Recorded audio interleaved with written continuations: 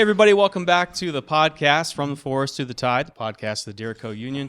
I'm Charles, and I'm here today with Rob and Charlton, otherwise known as Chaz, and also Sean. And we're here at 65 Hanover Street, the Hearts shop in Portland, Maine. Shout out to the Hearts. Thank you again for having us, giving us access to this space. We love it. We were here 2 weeks ago. We're here today on the 1st of February, and we're going to be here on the 15th. Sean, welcome to the podcast, my friend. Oh, appreciate it. Thanks for having me on. You've been behind the camera before, but never behind the mic. That's correct. Just doing my thing over on the Blazing Musket. Certainly watching the pod, and glad to be on. A union member as well. And Dirico Union member, exactly. Yep. Well, we're happy to have you, man. Right. Chaz, welcome back. Well, welcome. Glad to be back, man. It's been a minute since, I think it was, episode 2? Over at the zoo, one? you were on for a couple episodes. Yeah, happy to have you. Well, you're our player expert. You always know what's going on in the league with. So pressure's on today because we're going to talk about players. A lot of good searches, but tons of good searches. Geez. Rob, how you doing, my friend? I'm doing awesome. You know, we got a good week, lots of new player signings all in one day, and we got the schedule times out now for when all the matches are going to be. So a lot to talk about. Yeah, there's a lot to talk about. Not quite as much as last time. We had 12 players to go over last time, which I think did a pretty good job. But we've had 5 new players as well.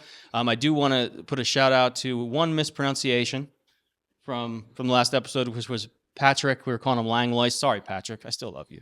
And you probably don't like us anymore, but we love you. Patrick Langlois, right? Langlois. Okay. One thing the Hearts could do when they release the player signings is have some phonetic spelling, because we got a lot of upstanding international gentlemen, and it would be really nice to pronounce their names correctly. So we love you. So, yeah, we got 5 new players to go over today, and then we figured we'd take the time to talk a little bit more about the schedule, about time, some other things that were going on in the league. Let's start with our first player, who's another striker, or another forward, I should say, but Titus Washington. So this is his first professional contract, right, Rob? It is, yeah. So he previously played for Seattle University over on the West Coast. And he's really been a standout player. He played 20 games with them last season, 8 goals, 8 assists, which makes him a very attractive person for us to sign. It looks like he's going to be a really great guy to have in front of the goal. What do you guys think about the newbie? He's big. That's what I like. I like big. He looks fast. Again, it's hard to really tell, because a lot of these guys, again, it's hard to watch, especially Western soccer, outside of like Stanford. Yeah. It's really hard to tell, but I mean, the eye test, he looks good. He's big, and we love more depth in that area. Yeah, absolutely. Some of the stuff that I'm seeing here on Titus is basically, a lot of the video that you see him doing different finishes, which is always good to see. Height, as mentioned, that 6'1" frame, and a filled out 6'1" frame, right? He's going to be able to muscle up against some center backs, and we got some big center backs in this league that he's going to be able to use that frame up against. So that's good to see for the Hearts. Some of the finishes that he's been putting together, good with back to goal, shooting on the half turn, slotting it in, good in the air. Also, a lot of center up play that you'll see from a typical striker, back to goal, passing it off to attacking midfielders. He's kind of got everything that you want in a striker. Now, obviously, as stated, that's all at college level. Mm-hmm. And we're going to depend on our coaching team to get him up to a USL League One level. May take a little bit of time, but I think he's got the goods to be a good striker in this league. I will say, even though all of his work has been in college up to this point, the one thing we tend to see in the college game here in this country are kind of smaller players. He is not that. No. He is a good-sized player, and from all the clips I've seen, he is really good at maintaining possession in his lead-up. If he has a center back come at him, he really is able to move that ball around them, deflect, keep it away from any effort to tackle him, and gets the ball in. So that's kind of cool. Yeah, it's going to be interesting to see how he works with our attacking midfielders. With Ollie passing into him from the attacking midfielder. I think you're going to see Mikey Lopez up beside Ollie. What about Evan Southern? So Evan Southern. Sorry. Yeah, I'm sorry. So Evan Southern is our only other forward player right now. So he could be right beside Titus on our forward line. And then, of course, the 2 back behind that, just a hunch that maybe you'd see Lopez and Ollie. Because Titus is more of a target man than Evan. Yes, sure. I think. So, we're guessing, but we would That's all. Imagine. Yeah, that's all we can do at this point. Unfortunately, is guess, but that's fun. It's fun to guess and kind of move pieces around and kind of put the team in the way you would like to see it or where you think it may frame up. And I do see Evan as a little bit more of a winger. I think when we get on those away days and the width of that field opens up a little bit, right, and we're not in the narrow confines of Fitzpatrick Stadium, I think Evan is probably going to be more of a wingman, along with another player that we'll talk about here in just a little bit. Is Evan left or right-footed? Do we remember? I believe Evan is right-footed. I think he's right. Yeah, I believe he's right-footed. That doesn't necessarily mean he play on the right. I mean, he might play on the left and cut in on the right. Sure. So. Yeah, to answer, you asked me if Lopez. Yeah, I interrupted. Where Lopez will be in the field. I think actually I had him last episode. I think I put him as an attacking midfielder, and that was really only because we still have the lineup. Yeah, I know. Which really I did that more because we were just trying to fill him. I wanted to see what players look like based on what we already signed. Having gotten the new signings off of last week, though, I think he's going to be firmly in the midfield as a defensive midfielder because of how good he is at stopping other guys. He's very good at being defensive-minded. I think that's where really his abilities will shine. I was back and forth on that, honestly, because, obviously he's a great holding midfielder. The tough time I've got with that, we've got two other really good holding midfielders that I just can't see not playing that double six with Langlois and our Trinidad and Tobago International, MPA, right? I cannot see them not being side by side in front of those center backs. And Lopez has got history up in the left side midfield, right? And he's got championship quality in him, right? Of helping. He can help Ollie with that distribution, and if things get a little hairy, and he can help snuff out a counterattack in front of those two number sixes. That's why I've kind of got him up there. I guess we'll see because we still don't know the formation for sure yet. We don't know if it's going to be a 4-2-2-2 or a 4-2-3-1 or something like that. Yeah. So I know. Pine Tree. It's on brand. I know the 4-2-2 was basically kind of discussed with Bobby. He said with the narrow confines of Fitzpatrick Stadium. More than likely, it's going to look kind of like a 4-2-2-2. Could look like a 4-2-3-1 at some points, and he kind of hit it maybe when we go on those away days, having that three across the front and then getting a little bit more width, bringing the outside backs coming up to playing an attacking ball. You might see that a little bit more on the away days. So he hasn't talked about formations though on away days, has he? So that was all part of the interview. I think it was an interview that I had with him. I think it might have been on the the first interview, second interview. You've interviewed him couple just times. Twice? Yeah, I almost thought it was 3 times at this point. A lot of conversation on the side. side. Yeah, you right? have. Yeah. But he did hint at the 4-2-2-2 and the 4-2-3-1. Now, historically, we know that Bobby is fond of the 4-4-2. You could see how those 4-2-2 and 4-2-3-1 could easily, on a defensive stand, turn into a 4-4-2. Really, just a modification. Yeah, it's just a slight modification, just a tweak. Yeah. Yeah. What you got, Chaz? You look like you're dying to jump in here. No, I'm learning. Chaz has been demoted from the player guy. Sean's been promoted to... I do player, but the tactics of it still like, still new here. So it's such an interesting, I don't want to say problem, but an interesting situation to be in with such a narrow field.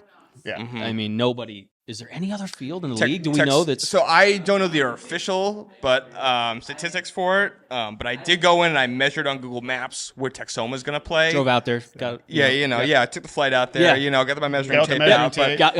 Came home. Barefoot. But when I looked at that, that's going to be very similar to our field. So they're also going to be narrow. Yeah.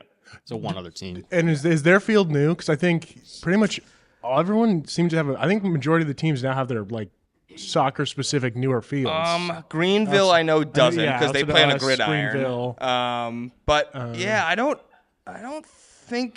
know what Texoma is using. I don't know if they're repurposing a stadium. I think it is, but I think they might be the only tenant now. So it might be just a soccer field at this point, so to speak. Yeah. Well, to finish up, Titus, he did have a quote from the club. He said, "I can't think of a better place to spend my first professional season. Maine seems like such a special place, and I'm excited to be part of something special here." So Absolutely. Maine is a special place. Sure is. And you are going to create something special when you score 10 hat tricks. Just put that out there. That's a conservative figure right there. Okay. All of Fitzpatrick. Yes. Yeah. Awesome. No big deal. All right. Our second signing, Shandon Wright, who's a defender from Costa Rica. Yeah, played for Municipal Grecia. I think I'm pronouncing that right. If you just say it confidently, I've realized if you just say things with confidence, it doesn't matter how wrong. All in the delivery. No, it doesn't. Yeah. So it looks like he made 25 appearances for them last season. Got his first professional contract at 17. So this is a guy that has played for professional club before coming to us. I think he's kind of in the same mold as some of our other players we've seen. He's got a little bit of a deep cut international signing, getting that opportunity to come here and really make a name for himself. So it'd be cool to see what he does. Yep.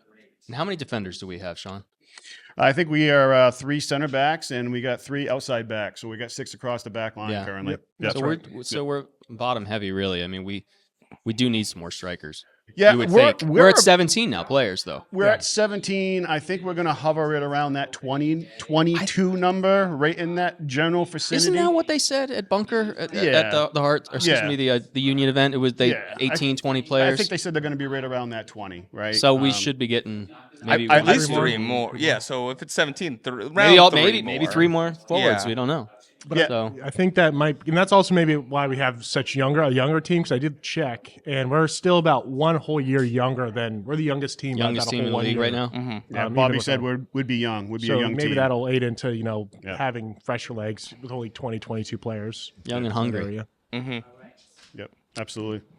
Trying to see if we had a quote from Shandon. We do. He says, joining feels like an opportunity to be part of something special, something I couldn't pass on. So, a lot of players are picking up on the, getting to be the part of the start of something. Inaugural season is pretty special. So you're hearing that again, and I'm excited to see that type of excitement with players. The one thing I wanted to say on Shandon, 6'2", another guy that's filling out that 6'2" frame. He's going to be a big center back for us in that back line. I think he's probably going to be a starting center back for us. I'm just going to kind of just toss that one out there. You see him pairing up with who? I think he's going to be pairing up with is it Camacho? Yes, Camacho's the other center back. I think it's Camacho. We have the guy from Finland as well, Samuel. Yeah, Camacho. Okay. So you see those two as a center back. So I see those two as the starting center backs, and Green, which is a nice looking center back as well. I may add. He looks great on the ball. We just play 4 center backs. Yeah, we'll play a back 3, push them all forward. Let's go. No, I see those two being the starting center backs, and I see Green learning his trade at his first professional contract, learning from the 24-year-old and 30-year-old that they've held down that position before, kind of teach him the ropes. But boy, I can't get over how good he does look out in space on the ball. Really calm. He glides with the ball at his feet, which is nice to see on a center back, especially when you're looking to attack. But yeah, I see him behind those two. Yeah. Excellent. All right, we've got a midfielder, Tee Kamara. Yeah, Tee Kamara. He's Sierra Leone national. He's Sweden. He was playing for Sandvikens IF in Sweden. Began play at Alaska FC in Sierra Leone. Here's something interesting about him. He actually has some USL experience. He played for both Louisville City, which is probably the best USL team by anyone's standards in the championship. Certainly. And then he also played for North Carolina FC on loan, making 21 appearances for them and getting 4 goals. So some good experience there, then. Although, RIFC might have something to say about that best Louisville championship team. They probably would have something to say about that. Maybe they beat them 2 or 3 times last year. Send Rob an email. Yeah, please do. I got you, RIFC. But also, he also played in MLS Next Pro and played for Columbus Crew 2 in MLS Next. So he's up there with the most experience, maybe. I'd say so. Yeah, he's got a lot, especially for our US game. He's played in a lot of different leagues here. Yep. And you've been watching him, or you have? Has there been any footage that you've been able to see, Sean? I have, and one of the guys that he really reminds me of, where I've been watching USL and USL League One the last couple of years, just trying to get a little bit of the lay of the land.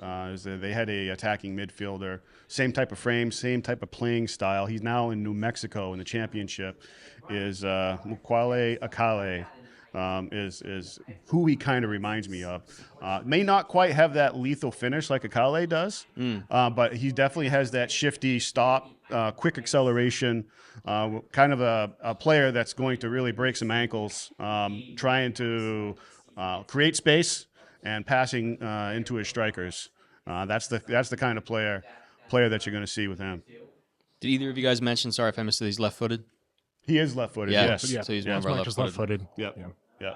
So you're typically going to see him playing on the right-hand side. Yeah. I believe, I mentioned earlier, I think you're also going to see him when we get into those wider pitches, that he's going to be more of a right-wing player. If they decide to play him up on the forward line, you could see maybe something that looks like, Southern, Washington, and Kamara.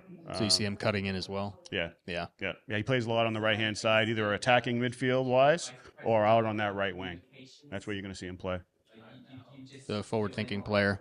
He's more of a forward-moving midfielder than as far as a defensive mid. Absolutely. Yeah. He's quick. He can get back on D, but his bread and butter is going forward and winning those one-on-ones. And I also see us maybe using him the similar way that Akale got used in Southern Georgia Tormenta. Is you would see Akale get pulled on, brought onto the field as a substitute. So imagine, you've been pressing the defense. They've been running back and forth. They got those tired, heavy legs, and you bring on a shifty attacking midfielder. He's gonna make something happen to take advantage of that a full space. step on somebody. Yeah. I can certainly see the Hearts using him in that and that same way. Yeah. You listening, Alex Ryan? Developing a game plan for you here. Thank you, Sean. Yeah, you're welcome. We got a goalkeeper. We do. We got two, actually. So first one up is Hunter Morse. He joins us from FC Cincinnati 2. So he was drafted in 2023 by them. He's played 2 seasons with them. And actually, he contributed to their division win last season. And kind of a pretty good-looking goalkeeper, I'd say, from everything I've watched about him. I'll take your word for it, Rob. Yeah, I think he. You mean skill-wise? Sorry, but I do. It's just the way you said that. I don't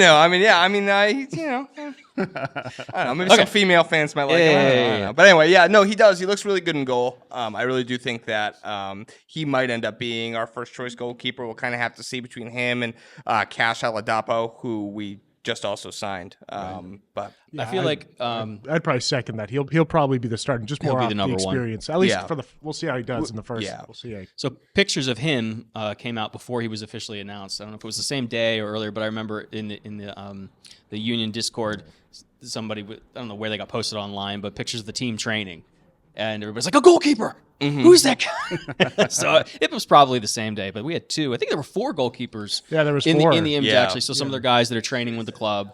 I'm trying to think. It's pretty common though in USL 1 to only have 2 keepers, right? Yeah, typically you're going to see as 2 opposed keepers, to 3. Jazz. Yeah, 2. I mean, there's really no need to have. I mean, usually sometimes they'll bring in a third. I think Richmond might have had 3 at some point, but again, they were just having issues switching some out. But yeah, there's really probably no need to have more than 2. Yeah, I think 2 is a good number. Yeah, I agree. Yeah, I think usually it's 2 main are in your main rotation, and sometimes you got 1 that's you're kind of training. That's where I was curious, bringing up. I've seen that with a few clubs. 3 sounds more comfortable, but it's another guy. So. Yeah, I mean that could be kind of I mean possibly like to have 3 might be a little morale lowering. Like, hey, like we got your backup. Then we might have your third backup. Yeah. So having 2 might be more. I guess having 2 like practice team guys is always nice as well, but might be much. A little waste of a roster spot to use 3 keepers. But all right, so our second keeper you guys are saying is Kash. Cash money. Yeah. It's his first professional contract as well. Yeah, so he's coming over from Portland University in Oregon. Oregon. The other Portland. The other Portland. Yeah. Had some stand-up performances with them. He was the All-Conference Honorable Mention in 2023, and he was named the WCC Defensive Player of the Week 3 times. So this is his first professional opportunity. I believe he's in ODSM player. Sean, do you know that? Is that network that the I club's can't been using? verify that one. Sorry. Yeah. Unverifiable. Yeah, he seems pretty good in goal too. I mean, I think it will be a little bit of a debate over who's going to be our first choice goalkeeper between him and Morse. I do think maybe at the beginning we'll play Morse more because he's more experienced, but I don't necessarily think that Kash is any less capable just by what I've seen. I mean, he does have he's younger, so and he did have it looks like he has a couple years of Portland Timbers academy training as well, a couple years with them. So he probably also has the experience. It's just well, you guys what know we're looking for. in USL 1. Do you have a cup goalie? Do you have more of a cup side team that you think one of these guys is going to be playing the Jagerbomb? I think it's going to be more. I think it's going to be more who distributes better. I think to fit Bobby's scheme probably. It's going to come. I don't think it's going to be necessarily like stopping. It's going to be Hork and who's going to be the better. Regardless of competition? Yeah, I don't know. It depends on how your team is built. Like, we have seen some teams in the league go and set it up so that they have a cup goalkeeper, but some it's just a normal rotation, between I was just curious because, you see that a lot. Yeah, I guess we'll kind of have to see what Bobby Murphy's style is when it comes to rotation, if he's going to make the cup game special or not. And in theory, the whole point of the Jägermeister Cup was it's all about scoring. So you can call it the Jagerbomb. Jägermeister Cup. Once Bobby said that, I'm sold on it. So I mean, the Jagerbomber. I guess it would be good, put in your more inexperienced one because again, that's all based off goals scored, not necessarily like games won, right? In a sense. Yeah, I think it does come down to kind of the coaching staff and their stance on rotating in goalkeepers. I was trying to recall in the past at different teams that I remember seeing and watching if they've rotated goalkeepers. Nothing for certain comes to mind. I think Omaha did it last season. Did Omaha with do Wallace that? Lapsley? I think he was a cup goalkeeper. I'm pretty sure. Okay. But maybe at the start of the season we'll be seeing a lot of rotation anyway. I mean they're going to figure it out in preseason, I'm sure. But no, the Happy Valley native certainly looks the part of a goalkeeper. There's no doubt about that. I think Hunter is going to be the starter, but I can certainly see the competition getting tight in goalkeeper as the year progresses. Because Kash does look the product, that's for sure. He's another player too that said once he spoke to Bobby, he was sold. Yeah. So the appeal of Bobby Murphy, bringing in the big guns. Thank you, Bobby. We also got Yuta Nomura. Yeah. So and I hope I'm saying that correctly, but a lot of people are excited about him being part of the technical staff as the goalkeeper coach. Yeah. So he just left Revs 2. Down in Foxborough, and he's coming up to coach with us, and he is a really awesome goalkeeper. Admittedly, I actually don't know all that much about him outside of the hype that's been talked about. A lot of experience. A lot of experience goalkeeping. I think he was down there for a few years, coached some really good products that came out of the Revs Academy. So I think that he's going to be an awesome guy to have as part of Bobby Murphy's staff. Yeah, he was among the coaching staff that helped develop Matty Turner before he went over to Europe, right? So that's always something to put on your resume, right? Absolutely. He's also coaching the set pieces for the Hearts. Oh, that's right. He's a set piece coach. So he is a set piece coach as well. Makes a lot of sense. I was certainly interested to see what the type of set pieces that the Revs 2 was running. I couldn't get my hands on any video. I was certainly interested to see what type of set pieces he likes to draw up. Maybe some of his go-tos, but I didn't get my hands on anything, unfortunately. As long as it's not 10 guys running over the ball and the last guy, you see some crazy stuff these days. Do you think? Thank you, Arsenal fans. Sorry. I was going to say, do you guys think that with the proximity of the corners to the goal because of the narrow field, do you think we should play for set pieces more often? Jazz? I mean, why not? Yeah. If they're always, I guess do we even know who is going to be the set piece special kicker yet? Have we picked one yet? We're still waiting on. I don't think we have any information to know that. Yeah, I would imagine yes. I would imagine it would seem stupid to not. At least, especially if we're trying to play this more aggressive possession based, or not really. Well, I guess he kind of said we don't really care if we lose possession because we'll just get it back. I almost wonder if it's too narrow that you can't. I mean. It could be a negative as well. That's trying true. to get more whip on the ball, depending on what you want to do. That's true. If you're talking about playing for corners and being that's what I mean. Get a corner. Try to use that. Well, most of our height right now is in our defense, right? So they're going to get up, but then you leave yourself open. We did get the two bigger guys. Patrick Langlois has some great. He has some great hops. set piece plays, getting to the box. I did actually So, a couple of the highlights I saw of Patrick were set pieces. Yeah, and a lot of the smaller guys can get into those little crevices for a low header or something. So I would assume it's just hard. It's so hard to tell. Like, yeah, I mean, we're really like such a strange fit in this league with our weird fields.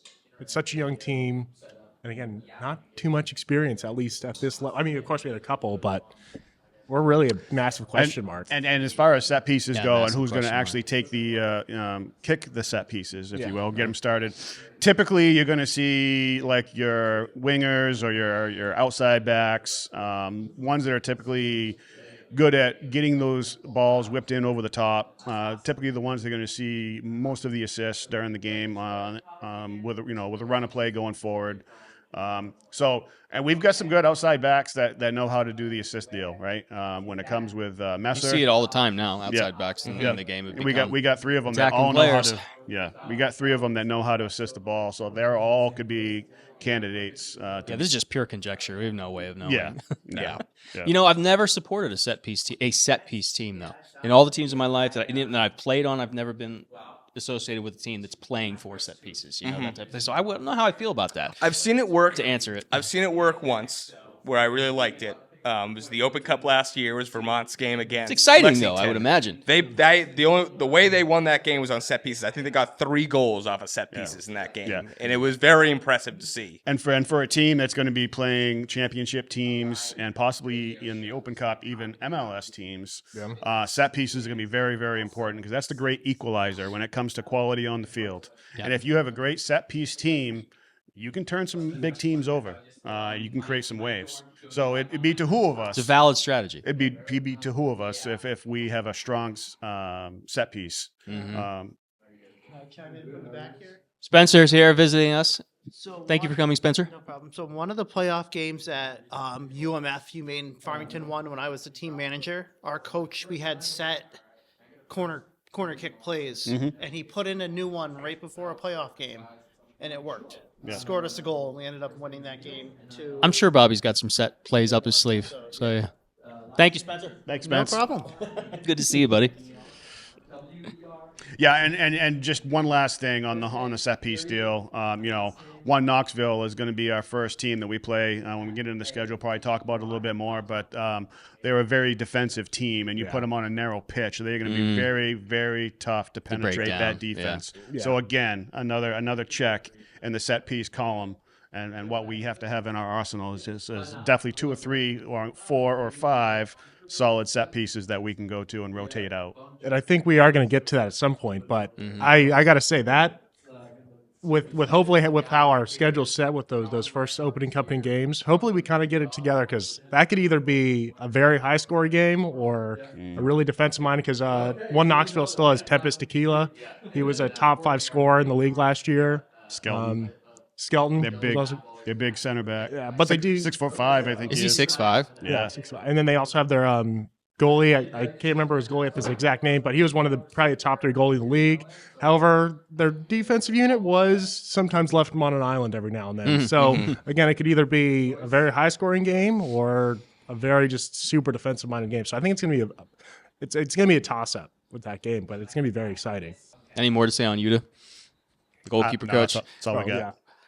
Talk more about set pieces, I think. It all rolls in. It's with the position that he's going to have, it all rolls in. He's a good guy to have for that, I think. Yeah. It's probably common to see a goalkeeper coach be the set piece coach as well. Makes a lot of sense. Yeah, I think it makes a lot of sense. I think it does.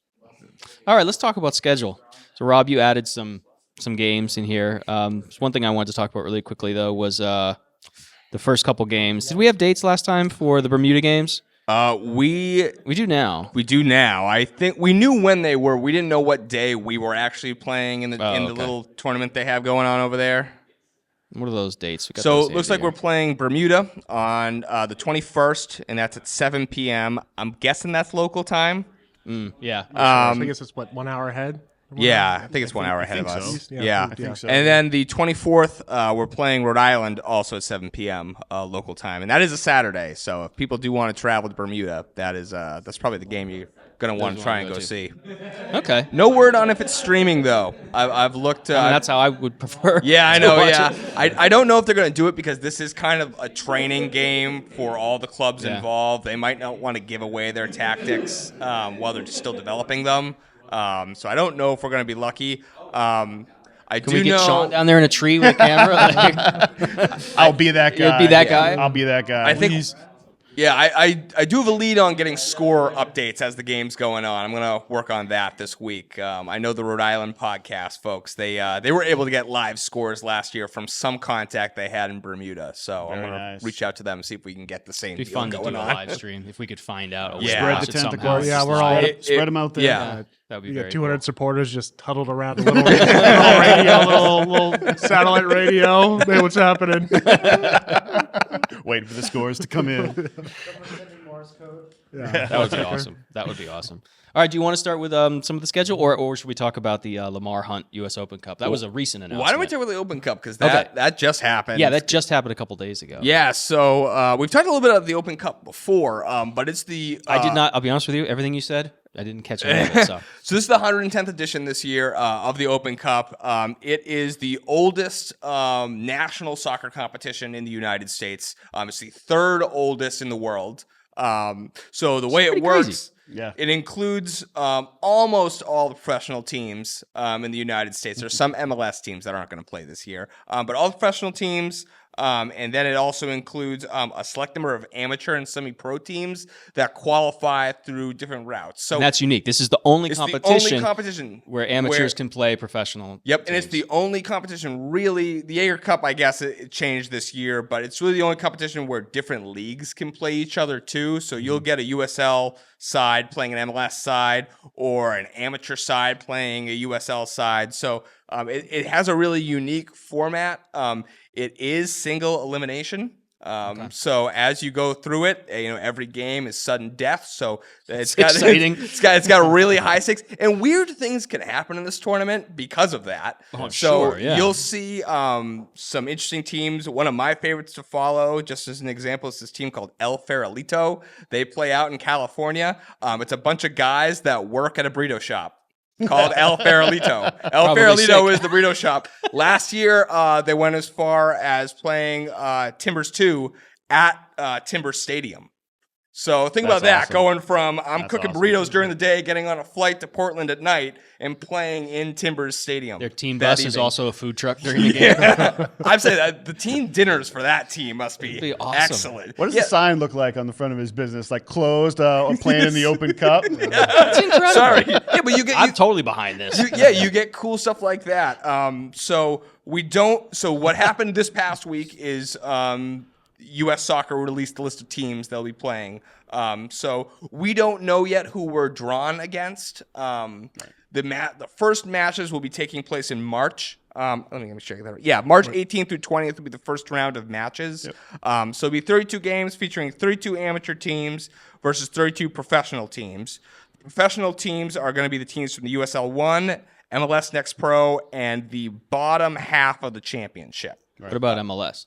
MLS Next Pro is in the first round. Oh, MLS. Because there are some MLS teams, right? Yes, they There come are. in. They come in the They come in the round of 32. Gotcha. Okay. Yeah. Gotcha. So that's when. So if we want to play an MLS team, we have to survive to the round of 32. We got to beat some taco dudes. Which has happened. Yeah, we do have to beat some taco dudes. It has happened before. I think the farthest a USL 1 team has gone is Union Omaha went all the way to the quarterfinals. Okay. A few years ago. So I think that's Last year. 4 rounds for them. Yeah. So think of this kind of like as our equivalent of the FA Cup. That's basically. exactly how I'm. Yeah. And the lower league teams do get a little bit of prize money. Whoever's the furthest one to make it, they do get. I think it's like somewhere in the vicinity of $25,000 or somewhere in that neighborhood for example, the furthest League One team to make it in the competition will win that prize money. Yeah. Awesome. So we don't know who we're going to get drawn against, and I don't think it's even public knowledge yet when the draw is happening, but we're pretty sure it'll be happening sometime this month. That seems to be the typical. Middle of March, where we got round 1, right? So Yeah. it's So gonna be coming soon. It's usually semi-regional, though. Yeah. So we know it's probably going to be a Northeast team, Right. maybe a New England team. I don't think there's too many. I think there's only one mass team. The others are like New York. There's a team that plays in Cambridge that's an amateur team. They qualified. And then Hartford, if we make it to late. Actually, no, Hartford will be in our round because they were in the bottom half of the championship. So those are two teams we could get drawn against if it's strictly based on geography. But, last year Vermont played Lexington, Kentucky, so we might end up with a team that's a little bit farther away. We'll kind of have to see. I guess Westchester, too. Westchester's close. Westchester we could get drawn against. But it's possible. In the past, I think there has been a rule in the Open Cup where they try to make sure the draw isn't against a team in your league in the opening rounds. I don't exactly know how they do that, but most likely I don't think we're going to be drawn against Westchester. Okay. It just seems super exciting. It's a really cool it's a fun competition because just cool stadiums too. Spencer just said so the stadiums tend to be cool, especially for the amateur sides, because it can be really grassroots soccer because it's literally just a high school stadium you might be playing at, or like a rec It's not field. a corner flag on dirt of a baseball field at this level. Yeah. That can't happen, right? Yeah. It's the U.S. version of the FA Cup, if you Yeah. will. Yeah. That's what it is. Yep. It's a great competition. Yeah, I think for us, what I want us to do and what I want to see is us go the farthest. I think that $25,000 worth of prize money would do a lot for a club in their first season. Absolutely. And if we can hang in there, and I think it's possible, I was just going to say, you think it's realistic? Yeah, I think Why it not? is. Why not? I mean, it's a cool competition. It could happen.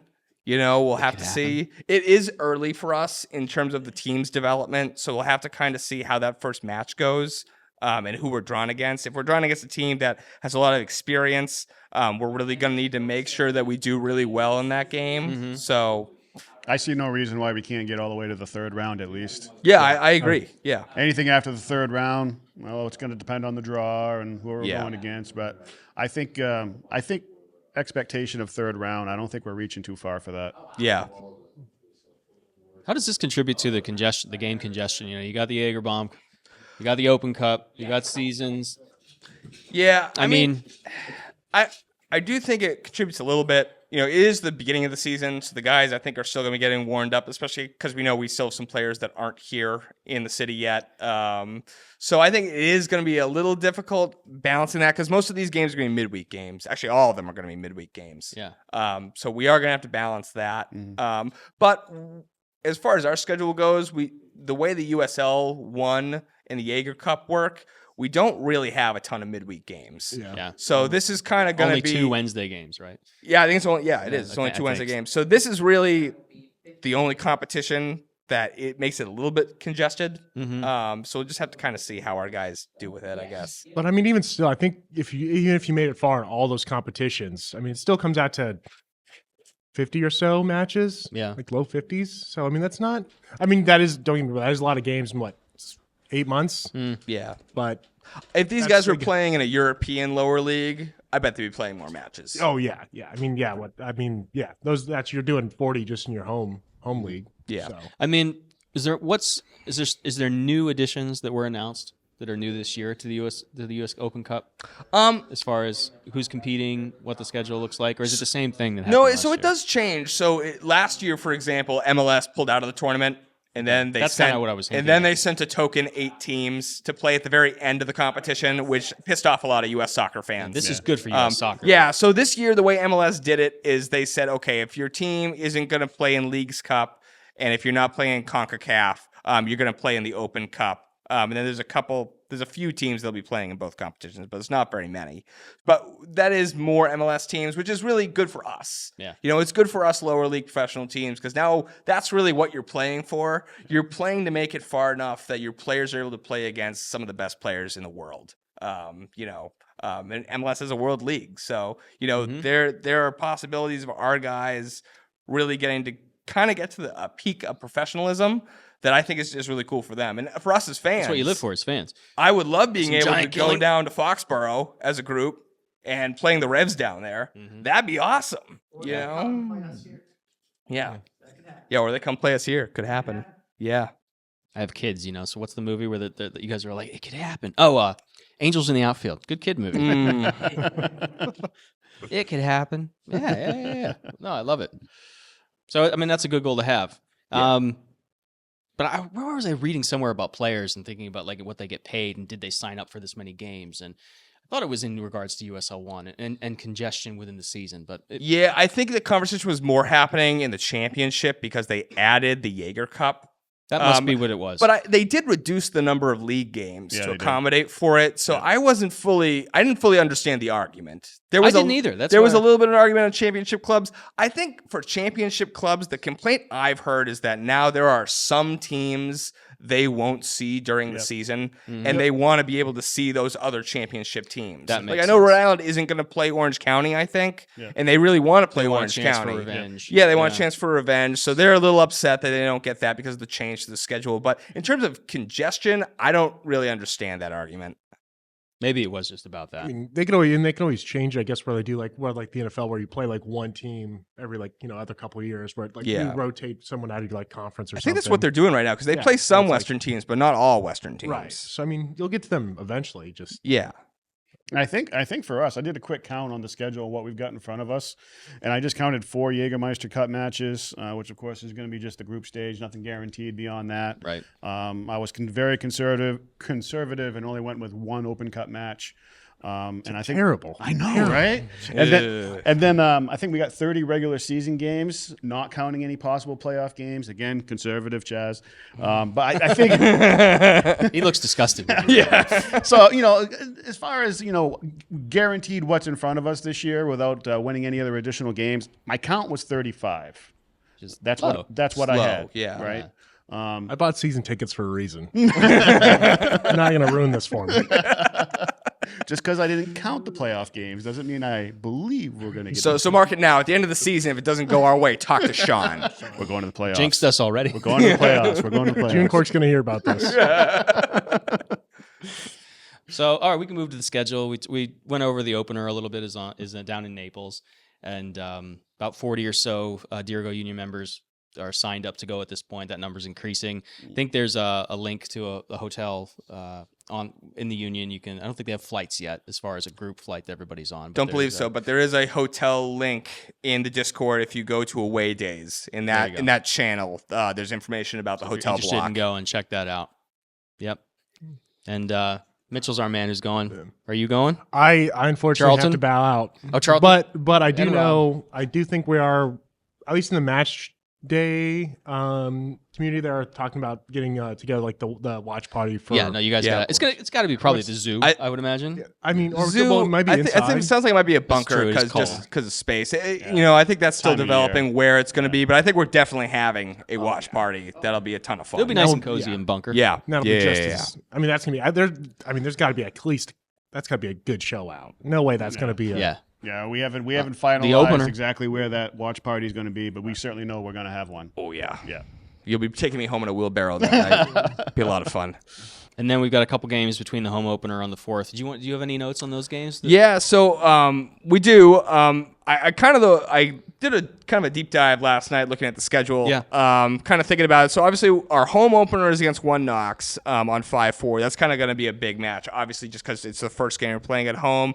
One Knox, I think, is in a little bit of a rebuild this year. Good team to play. So I think they'll be a good team to play for our home opener and seeing what they have done in their offseason. I think again that one is going to be a good test for at least again how you said the field, because I think it's going to be similar styles though, with again more defensive minded, but they have again Tempest Tequila, not a guy you'd want to count out. Again, top 5 scorer in the league last year. As long as you don't show up and wearing his jersey. No. And if I may, just I missed one note there on that Naples game. So something to at least keep in mind is when we go down and play Naples, our first regular season game, and of course our first away game that we're going to be going to.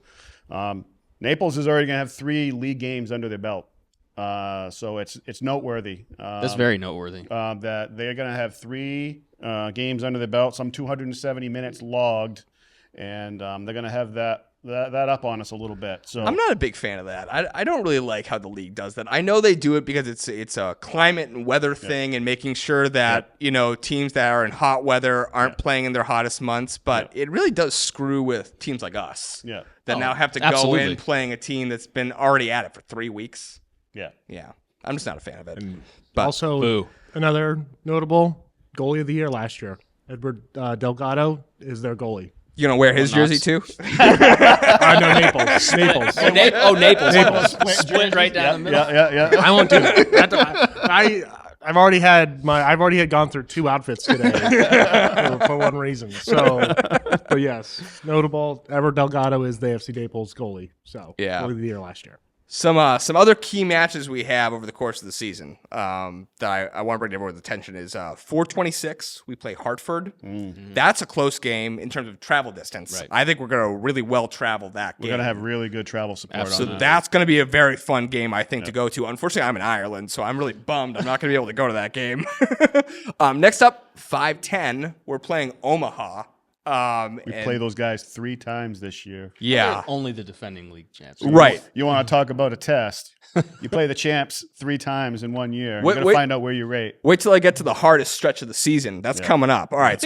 Sorry, I think it was an Omaha supporter that left us the longest message we ever got on one of our YouTube videos. I think you're right. It was awesome. It was really supportive, but he was also kind of like, "Get ready, get ready, like, great child." Like, yeah, exactly. It was a little bit, which is totally fair. Yeah. Totally. How fair. do we play them 3 times? Because we have 2 aways and then 1 at home. Yeah, so we've got actually 4 teams that we play 3 times this year. So we have FC Naples, we've got Union Omaha, the champs of last year, and actually they had a double last year. They also won the Shield as well, most points in the table. We got 1 Knoxville and AV Alta FC. Those are the 4 teams we're going to play 3 times this year in the league. Speaking of AV Alta, I think the game that's going to take place on the 2nd of July against AV Alta will be very interesting because that comes only 2 weeks after our first meeting with AV Alta. So it's not quite a back-to-back game. We have a team in between them, but it's almost. It's almost a back-to-back game. Enough, right? So I think that'll get heated. AV Alta also has one of the more active supporter groups, actually, probably besides us, the most active supporter group among the expansion franchises. So it'd be cool to kind of see our fans go up against their fans, even though we're probably geographically the 2 farthest away teams. I'm actually more. on their sites, they're like. Oh, artificial intelligence people. Yeah, there's a lot of that going around. We'll talk about that later. I'm interested in the rivalry there, like as opposed to the rivalry with like Westchester because we're close together. Yeah, we're more in like the furthest apart teams in the league. I think I think it's the rivalry. I don't know why. I wouldn't say it's quite a rivalry yet, although just looking at their team. No, it's not a rivalry yet. No. I mean, they got a really cool supporter culture. Like, they got, like, fans that back them. I mean, I think they're another club. Like, a lot of people have been saying in the soccer community that, oh, yeah, Portland's doing everything right. I think AV Alta is also doing everything right. Like, they really are building something out there that's really kind of cool. And their team build, too, is a lot of their team kind of fits. There are a lot of They have an interesting team build. A lot of like Central American, like a lot of Hispanic. Yeah, a lot of people from that area too. Yeah. They're really, I think, going for the demographics of their community, which is an interesting build. It reminds me of Athletic Bilbao in Spain, kind of, or the Basque Country, if we're talking about them, just to be clear. Yeah, but it reminds me of that, and it's a cool way to build your team. I want to see how successful it is, but yeah, it's cool. A big game. I think it's gonna be a big game. Yeah, especially after we play two games, right? Yeah, 2 games with one in between. Yeah, one in between. 3 teams we play, or 4 teams we play 3 times. Yeah. Yes, we do. Obviously, that's with everybody. Then every team is going to experience that. I would say. I'll have to look at the math and why that works out that way. It's. Yeah. Huh. I was punching down through the schedule last night, and those were the 4 teams that I came up with. It's not really fair. Like if you think, I would hate to be that schedule, but well, you got to think about. Thank you, Charlton. I bet we weren't supposed to, because remember there were teams that dropped out of the USL 1 and moved up to the championship or held back another year. Yeah. I bet that's what happened. It was that schedule screw up because all those teams backed out of the USL 1 and went to the championship or held back their expansion for another year. If you play everybody twice, then that's very fair. Yeah, no, I agree. When you have certain teams you're playing unfair. 3 times, like the huge defending difference. champions of Omaha, right? Yeah. On an expansion how team? far did they go in the Jagerbomb last year? They made it to the semifinals. I thought, they got or semi or quarter. I thought Colorado. Yeah, they lost to Madison, didn't they? Yeah, that's what it was. Yeah, that's going to be very that's interesting. Yeah. All right, next match that kind of big is 628 versus Rhode Island, because that's another big travel day going down there. And they got a brand new stadium. And also, statistically based on last season, they are the best team we're going to play because they went the farthest in the championship. Yep. So There's your split jersey day because you've already had a Rhode I Island jersey on this podcast. Yeah, that is my slip jersey day. Yeah. I promise I'm 100% a Portland guy. I did live in Rhode Island for a disclaimer for a couple of years, but I promise I'm a Portland guy. Another 100%. notable. That was the last episode I was on. Was when we returned When from he Rhode had the Island. Rhode Island- No, when I when you went to returned Rhode to Island. Oh, that's right. Him, Yeah, him and Mitch came back from Rhode Island. That's right. Yeah, and I disappeared. Yeah. Yeah, and they We're found still you up looking in the box. Or We're still, if anyone knows where Chaz went that night, we are still trying to piece together that evening for him. Unsolved mysteries. It was put it in the great files. supporter group. That is, I think, honestly, It for is a the great for supporter outside of the group. game, Yeah. that is going to be Yeah. because they're very very nice. We're gonna have very a lot of fun with welcoming. those guys. Aren't they going to come up, or is it just? We're going. Yeah, they're gonna. They know we've talked about it in Discord. They're gonna come up. Yeah. We're gonna go down, and Yep. that's gonna be. Yeah, those are gonna be great games. I think those are actually gonna be genuine, like sold out. highlights of the Yeah. season. Yeah, Absolutely. Yeah. Getting Definitely. together in the parking lot before the game, and shake hands, go in, and then do our thing for 90 minutes, and then shake hands after. That's You're not gonna hear anything. You're gonna be. I mean, there's going to be a lot of gonna be fun. opportunities for really healthy rivalries. When we say Yeah. rivalries, we're not talking about like actually hating anybody. no. No. Does anybody have that in this league? Does anybody hate anybody? Well, It has to happen naturally. You have to lose a final. mean- you have to have a repeat red cards or like terrible. Yeah. Something has to happen to build that. I mean, Richmond and Ford Madison have a derby every year called the Henny Derby, but it's not really there's no animosity behind it, I'd say. It's kind of very friendly. The winner gets a bottle of Henny, I mean, there's a little bit, but it's not. The only one that I know of. Rebranded their logo, Richmond. We won't hear you. Richmond just rebranded their logo because I think it's an anniversary. did. They season did. for them. It's They did 30 rebrand. years since their U.S. Open Cup win. So they're the only USL 1 team ever to win the Open Cup. So they are. they just rebranded and went back to the colors they wore in 1995. Just the standard circle logo. Yeah, the logo sucks. I don't Tell us how you dislike I feel. don't dislike bringing back the blue in their jersey or anything like that. I think that's kind of cool, but they can redeem it in only one way. If their sponsor is Arby's again. That's the only way they can Yes. redeem it. Arby's. Got the meats.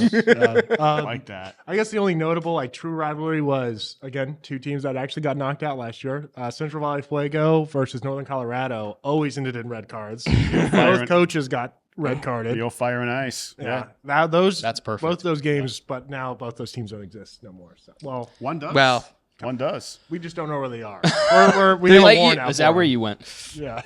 I heard Jermaine Jones went back to Europe. That's what I heard this week. Is that he got on a plane and Yeah. he's gone. But Fuego is You'll find playing him in Ireland. playing in a lower league, is what I read. I saw that. I thought I read that it's only their U23 team though. It's not actually their professional squad But in- technically, in but they are playing. They Right. exist. They do exist. But Yeah. the players didn't like go off and sign. No, they're all released because Yeah. they all were released by the league. Free agents. Well, no, but I mean, are they just? Have anybody picked them up? Have we seen it? Yeah, there's been some that have there's picked a up. couple. Okay, then they're gone. The goalie is Avi Alta. Avi Alta's goalie Yeah. is. Yeah. Of course. Yeah, we- then we- you can't argue they're not. No, they're not. no, gone, yeah. Yeah. Yeah. The last game I have on here for key matches is 824 versus Westchester. And I think one geographically close, but then also I think their build is the closest to ours in terms of how they're recruiting players. Chaz seems doubtful of my statement there, but I think that they've signed a couple Bring bigger on the names debate. than us. But I do. That's what I saw in the Discord. Is people Yeah. like these Westchester players are. They're a little bit bigger names than us, but I do think they're kind of following the same strategy of signing people whose names are lesser known. They're looking to develop. That's Bigger my they take, at are, least. That's the my take. Maybe you harder disagree they with my fall. take. Carried away They in may chess. have the second highest goal scorer from last year, Obregon Jr. Okay, they do, yeah, but I mean he's just one guy. I'm talking about their roster as a total. Right. But I mean, yes. I mean, I guess that's all the teams are. They're putting them, piecing them together. But in terms of just their, I feel like theirs is more like they have more of like a mercenary type where they were like, Yeah. you're gonna fit Cold-blooded and killers, You huh? got stats. see, I think Naples is more than I see Naples build being more the mercenary one. Oh yeah. I mean, That's my take. I guess we're gonna find out. Yeah, yeah. find We'll out. see. We'll see how it goes. I sounds- will say, Splash and Cash doesn't necessarily work in this league. We saw Lexington do it last year, and where were they in the table? They were at the bottom. But I mean, I think just they have just overall a very high. Like I could see them being kind of like again, this is probably a terrible prediction that's going to just burn down. All right, bring it. I love this. This is what I live for. I think they're going to be kind of just had their team build. They could be like a Northern Colorado type where it's just full attack. It's just nonstop, a lot of shots, a lot of just pretty much just Hiss all missiles. forward attack. Yes, they do have. They have the Powder Brothers, which are actually both from Trinidad and Tobago. One guy referenced the body. He said no.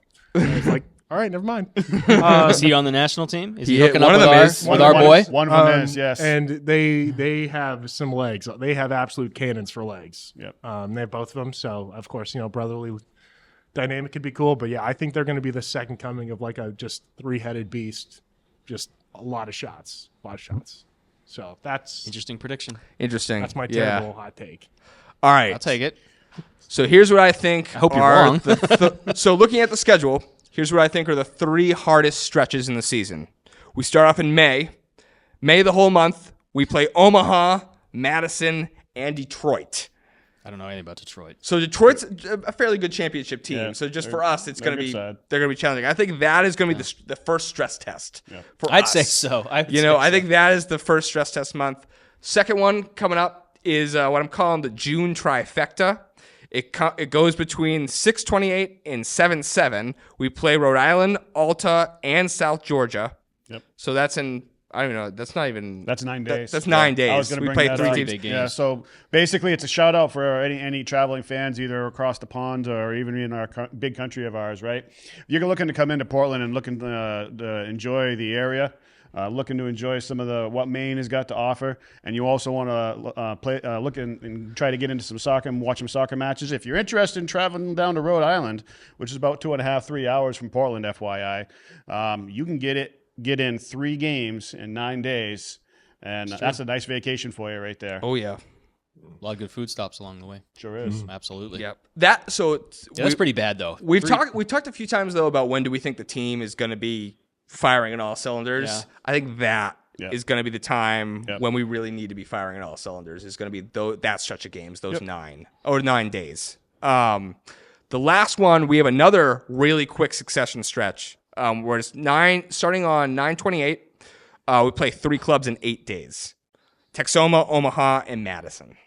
And Omaha's a travel in the middle. You're right.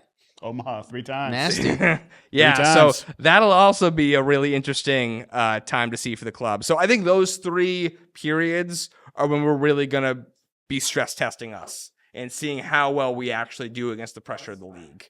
Yeah, I think we're going to be, and this is just my opinion, where we're going to be young, and we're going to, again, I love our coaching staff. So, I mean, if we're going to have a young team, I'm glad we've got the coaching staff that we have.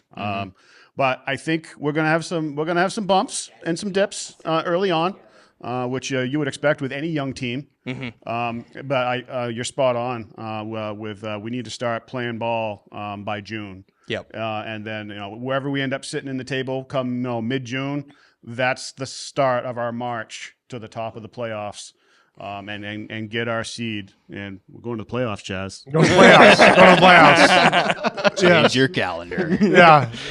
Thank you, Rob, for doing that. That's awesome. No, and then we got the match times this week too. So we know that most matches are going to be between 5 p.m. and 7 p.m. locally. Yep. Away matches are a lot more variable because we're working across 4 time zones. So the earliest is going to be at 4 p.m. The latest is 11. Thanks, Love AB. those. Also. For the most country, part, it's 4 those, time zones. Yeah, for the most part, it's going to be those Saturday nights, that 6-7 o'clock kickoff time frame, right in that general area. That's where you're going to see most of the games played. Yeah, I like the time. I actually think it's a good time block. I'm glad we don't have anything later. That really sucks. Yeah. Like for people, I'm just throwing this out there. If you live in like the Westbrook area, we have a free parking garage in the city of Westbrook. You can park there and catch the bus to USM, and then just walk over to the stadium. I think we're talking about the USM's also offering the 10 for 10.